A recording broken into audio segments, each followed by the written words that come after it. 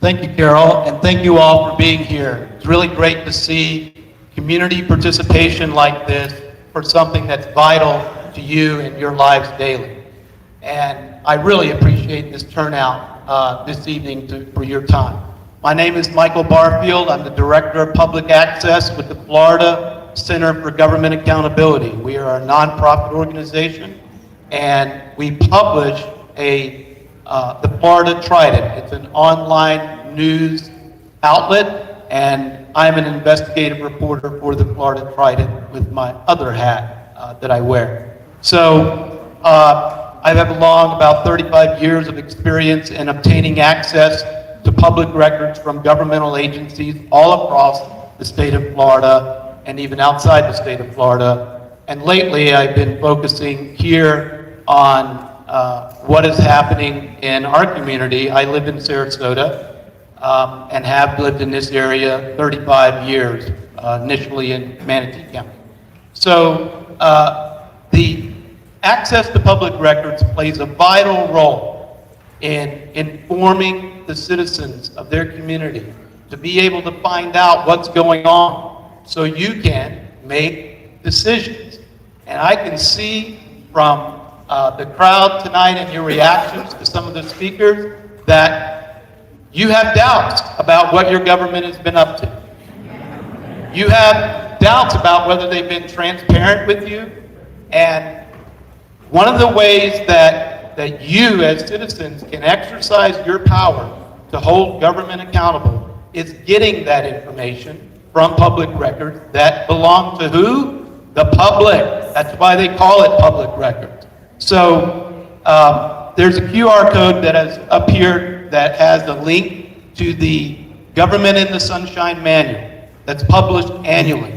It's a vital resource that any citizen can use. It breaks it down into layman's terms about what is a public record, how you can get access to public records, and court decisions that back up your right to get access to public records. You do not have to have a reason why. You don't even have to give your name. You can make a request anonymously through a Gmail account or in person at any time without any explanation whatsoever. That is your right. It is a constitutional right in Florida. Florida was the first state in the Union to pass the right to know law as a constitutional right. So exercise that right. If you don't exercise it, it will, well, we can see the results of what have happened when transparency and accountability go in a different direction because of special interests. So I want to talk a little bit about some of the records that I've obtained recently as yesterday, and I should have a new article out about this time next week, maybe as early as Friday or the following Monday.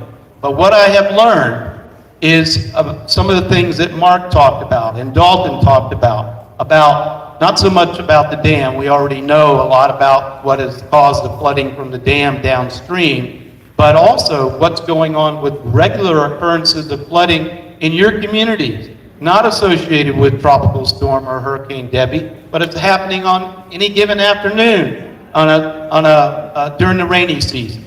And I know many of you have felt that. So I've seen some of the videos. I've been out taking videos myself and watching it.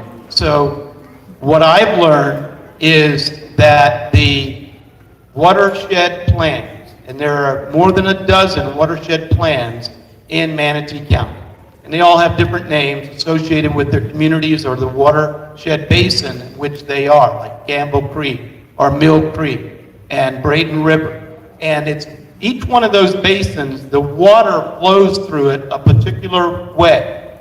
And guess what? When is the last time that they did any studies of how water flows through those watersheds? 1980s. 1980s.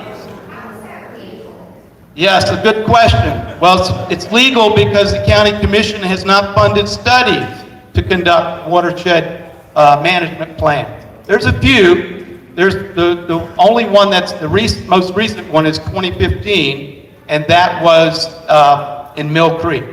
And even that was somewhat outdated at the time they even did that study. So the county stormwater engineer, Tom Gerstenberger, is on record saying that when a development project comes up for approval, it is not based in reality. The stormwater calculations that they are using, that the engineer or the developer uses to sign off on the project that is not going to have any adverse effects on adjoining or adjacent properties, is not based in reality. Why? Because they're using maps from the 1980s.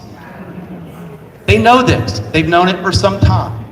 And has the county updated the maps? No. They talk about how they're planning on updating the maps, and they're waiting on SwiftMud to give them feedback on some of the plans that they have submitted. So this is something that I'm going to focus on, because I believe that it is very vital information about what is causing the flooding on an ongoing basis. If you don't know how water is flowing before you authorize a development, why would you authorize a development?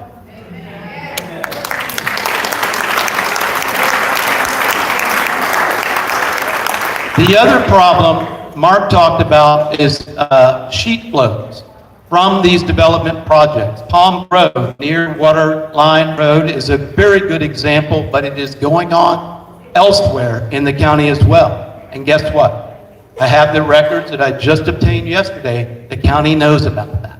They know it's a problem. They know when like Palm Grove, when the water runs off, it collects the sediment and dirt that they are disturbing from the wetlands that used to be there before they clear cut it. Where does that sediment go when a rain comes? It washes down to the ditches and culverts and fills them mostly with clayey material.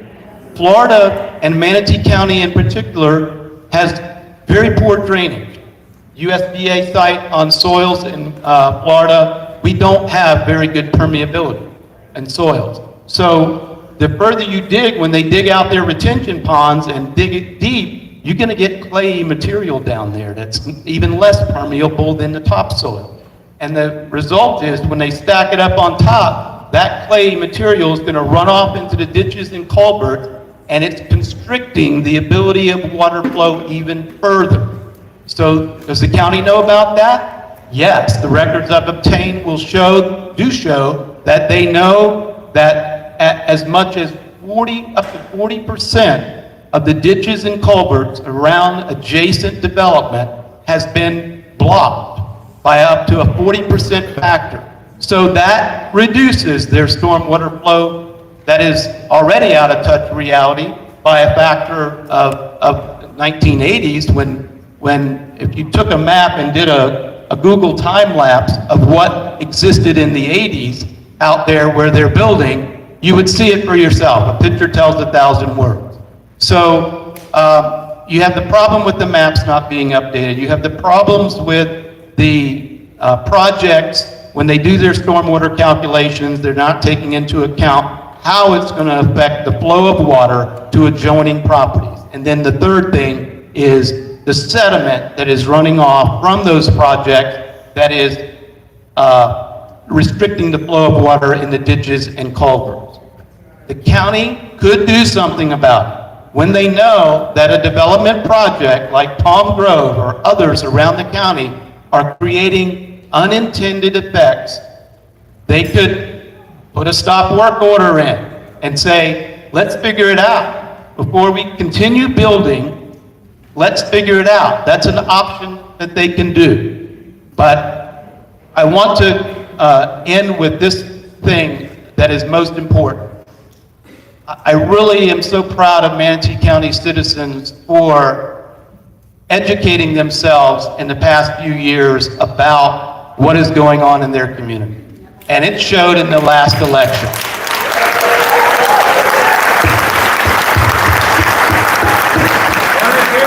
You guys deserve that credit because you made a change. Don't forget, just like Richard said, you have the power. You have the power. Exercise it and stay informed. Thank you.